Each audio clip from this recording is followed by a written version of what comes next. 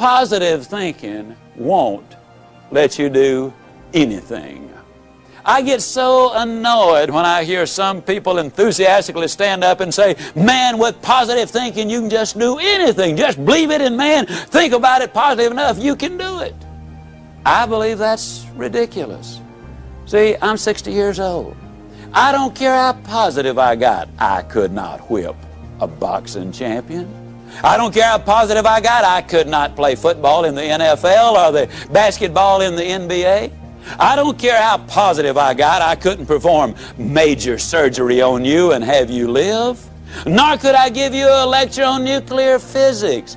Positive thinking won't let you do anything, but it will let you do everything. Better than negative thinking will. Now, I know that for most busy people, getting regular exercise is about as easy as climbing Mount Kilimanjaro. But it can be done. You've just got to have a plan. You've got to set some goals, because it's just as difficult to reach a destination you don't have as it is to come back from a place you've never been. Unless you have definite, precise, clearly defined goals, you will not realize the maximum potential that lies within you. And this applies to every aspect of your life, not just to exercise. Now, here's some steps you can take towards that end. First, identify your goals, and next, set a deadline for reaching them. Make a list of obstacles you have to overcome to reach your goals. Identify the people who can help you overcome those obstacles, and make a list of skills you have and those you need to achieve your goals, and then develop a plan. Now, a word about goals themselves. There are 7 different kinds of goals. There are physical, financial, spiritual, career, family, mental, and social. And these 7 types of goals share several characteristics. First, to be effective, they must effect change. We must have some big goals, because thinking big creates the excitement necessary for accomplishment.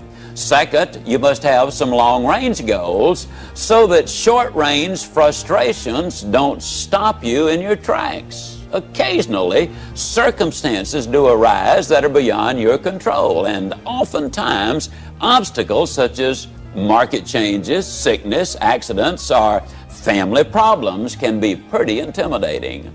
But by keeping your eye on the prize, you will find that the excitement of winning that prize will carry you through the tough times.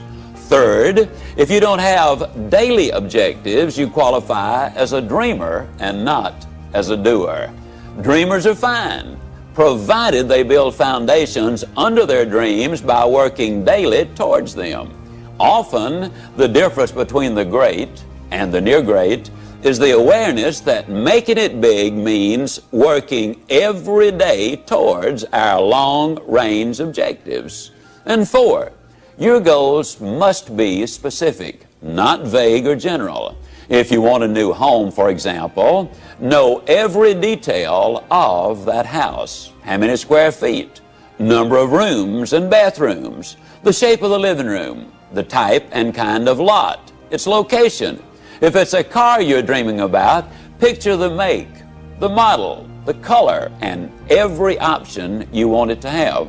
You see, if you want to reach your goal, you must see it, be able to smell, to touch, and to taste it. Know how it looks and what it feels like in your own mind.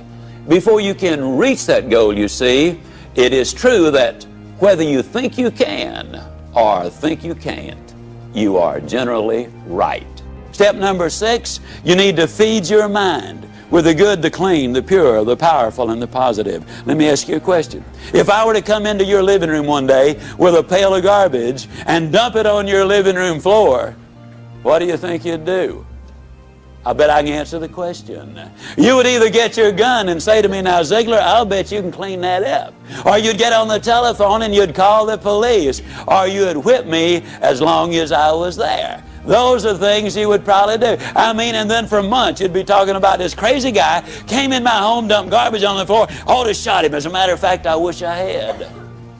But we could clean the garbage up off your living room floor. But what about the garbage that we dump in our mind every single day? Einstein said that it takes 11 correct inputs to overcome one incorrect input. And a lot of the things which go in our minds and in our children's minds is not a thing in the world but pure garbage. I would ask you to do this. Evaluate what you read and what you view. Evaluate it in this light. Will this really help me to accomplish my objectives in life? Or is this going to be a deterrent to me accomplishing my objectives in life? Remember, you're what you are and where you are because of what's gone into your mind. And you can change what you are, you can change where you are by changing what goes into your mind. Now, as you probably suspect, I'm an absolute enthusiast about the cassette recorder. I believe it's the most fascinating educational tool that we have in our country. I was a visiting scholar for the University of Southern California for 2 years. One of the things they discovered was that if you live in a metropolitan area and drive 12,000 miles a year, that in 3 years' time you can acquire the equivalent of 2 years of college education. You can learn virtually anything you want to know about finances, foreign languages, the Bible, how to set goals, how to close sales, how to plan your life. You can learn so many things while you're there in your car. Feed your mind. Second thing I would encourage you to do is start reading something good every day. Did you know if you read 20 minutes a day and you're an average reader, that at the end of the year you will have read 20 200-page books, and that the average American only reads one good book a year? Think of what an advantage that will give you over the competition in whatever field you're in. Now, who does these things? Well, Mary Kay Ash of Mary Kay Cosmetics told me that she would never get in her car without a cassette that she could listen to while she was going somewhere. H.L. Hunt, worth $3 billion at his death, listened to cassette recordings until after he was 80 years old. Wallace Johnson, one of the co-founders of Holiday Inns International, over 80 years old, tells me he listens every day and reads at least 2 good books every month. Alan Bean, one of the astronauts who walked on the moon, told me that the astronauts on their way to the moon and back, and please understand, these people have the best self-images, the most clearly defined goals, the most positive mental attitude. They're the most confident, competent people as a group maybe that our country has. But these people were listening to motivational recordings on their way to the moon and back. And what a delight it is for me to be able to say that some of the recordings they were listening to were fantastic. You need to feed your mind. Now, a lot of times people say, yeah, you know, when I'm down in the dumps just a little bit, I really enjoy listening because it gives me a lift. Well, I'm glad to hear that, but let me give you the most surprising news maybe you've ever heard. It's good to listen when you're down. But folks, the ideal time to listen is when you're sky high. Let me tell you why. When you're down, sometimes you grab at straws, and sometimes you grab the wrong straw. Also, a lot of times, and here's the real benefit to listening, it triggers your imagination, stirs up all of the stored information which you already have in your mind, and a lot of the good ideas then come forth. But if you're too down to accept them, then you turn away the very best ideas of all. Listen when you're up. And then with those endorphins popping, and they do pop as a result of listening to good motivational recordings, when you listen then and new ideas pop in your mind, it generates even more excitement. Here's what we've discovered.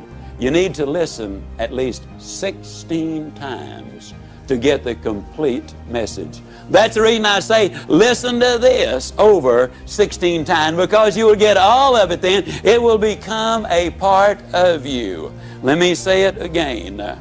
You probably have been in the process of making decisions right now. As you listen, you will make those decisions. But as you listen over and over, the decision changes to commitment. And once you've made the commitment, then you will seek the training which will make the difference, because that means behavior changes. And when you change behavior, then you start developing winning habits. And that's what this is really all about. Step number 7, if you want to build a winning attitude, you need to take time, and this is probably going to surprise you based on what you've heard me say so far, but you need to take time to be quiet. You know, the average American sleeps 30 minutes too late every day. And when that opportunity clock does sound off, they hit the floor, in a dead run. They scoot past the kiddies' room on the way to the kitchen. They bang on the door and they say, "Get up, kids, we got to go to school now. I don't have to tell you again. We were late yesterday morning. Don't want it to happen again." And they scoot on back to the kitchen. They plug in the coffee maker and the toaster. And on the way back by the kids' room, they bang again. Now, what I tell you, not going to have to tell you again. They scoot in, they get dressed real fast. They shave and apply their makeup. And by then, the kids are up. They rustle them into the den, and they set a bowl of cereal in front of them, turn the television set on, running their mind and their body all at the same time. They gulp their breakfast down, they hop in their car, and woe be to that person who dares to pull in on them when they've got the traffic jump on them. It will be too bad for them if they do. They hustle down, they drop their kids out, they rush on down to their work, and they're busy all day, and in the evening they come home and repeat that process, and by the time they get ready for bed, after watching 3.5 hours of television, they are exhausted. You know what we need to do, folks? We need to take time to be quiet. You need to do it at least 4 or 5 times a week. A lot of people say, "Well, that guy keeps talking about time for this and time for that. I don't have time for all of these things." Let me tell you how you can create an extra 3 hours every day of your life, guaranteed.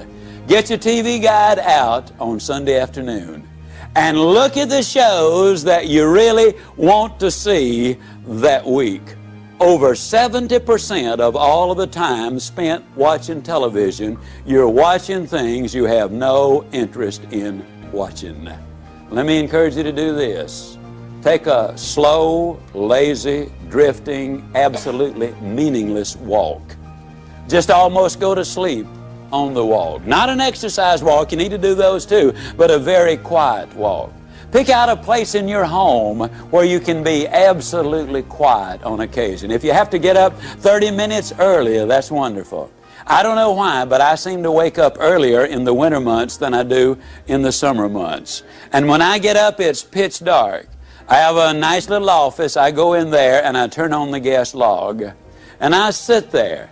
And every time I do that, without exception, I have the most exciting day of my life. I simply run through my mind the things I'm going to be doing.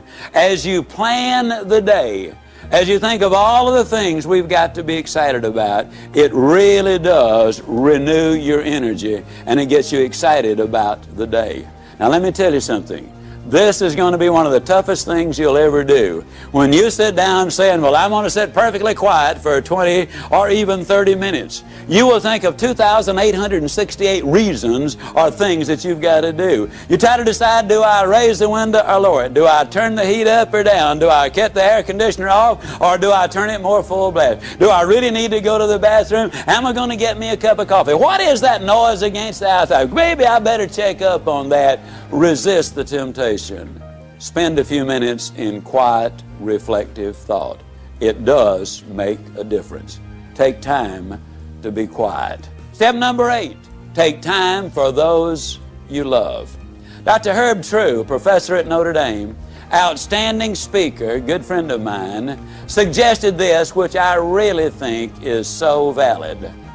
Frequently, every 2 or 3 months, you should close your eyes and visualize that everybody whom you love, really love, were suddenly, completely, totally, and forever taken out of your life. Then ask yourself the question, what would your regrets be? Would you really regret that you had not picked up the telephone and called that distant cousin, or even a brother or a sister, or a mother or father, or a son and a daughter? Would it be really a heartbreaking experience because you had not called and said, "I'm really sorry that we had the problem"? I don't know whether it was your fault or my fault, but let's get together and solve the problem.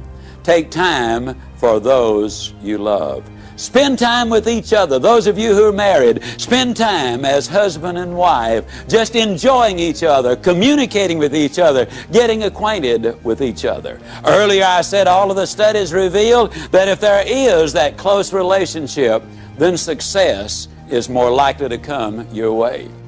Korn Ferry International, an executive search firm in New York City, in conjunction with the UCLA School of Management, did a study on 1,362 vice presidents, men and women who were aspiring to the president's chair. Their average income was $215,000. They had spent an average of 15 years working for the company, and the most lucrative of them, those who had the highest paying of all the jobs, had had 2 or fewer jobs in their lifetime. They were loyal to their company.